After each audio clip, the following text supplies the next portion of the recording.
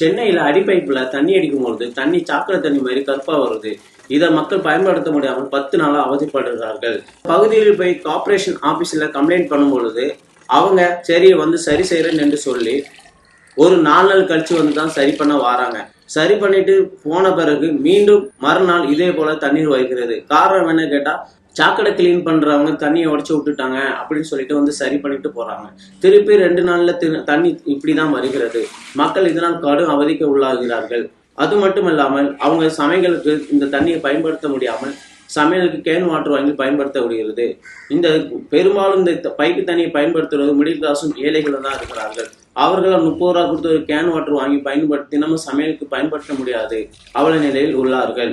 மக்கள் குடிக்க தண்ணீரை சுத்தமான தண்ணீராக கொடுக்க வேண்டும். இல்லை என்றால் எல்லோரும் நோய்வாய்ப்பட்டு மறிக்கும் நிலைமைக்கு உள்ளாவார்கள். உடனே வில்லிவாக்கம் பகுதியில் உள்ள அரசியல்வாதிகளும் அரசாங்க அதிகாரிகளும் இதை கவனத்தில் எடுத்துக்கொண்டு போர்கள் அடிப்படை இந்த வேலையை தீவிரமாக செய்து மக்களுக்கு நல்ல சுத்தமான தண்ணீரை கொடுக்கும்படி மக்கள் வேண்டி கேட்கிறார்கள். தமிழ்நாடு முதலமைச்சர் மு.க.ஸ்டாலின் அவர்கள் மக்கள் ஒரு கோரிக்கை வைக்கிறார்கள். எங்களுக்கு சுத்தமான தண்ணீரை கொடுங்கள். பொதுமக்களுக்கு சேவை செய்வதற்காக கார்ப்பரேஷன் அதிகாரிகளை உருவாக்கி வைத்திருக்கிறார்கள். பொதுமக்கள் கம்ப்ளைண்ட் கொடுக்கும்போது அதை உடனடியாக நிவர்த்தி செய்து கொடுக்கும்படி கேட்டுக்கொள்கிறோம். 2 நாள் கழிச்சு 3 நாள் கழிச்சு உங்க சோம்பேறித்தனத்துக்கும் உங்க அசட்டித்தனத்துக்கும் அதை இழுத்து அடிக்காதீர்கள்.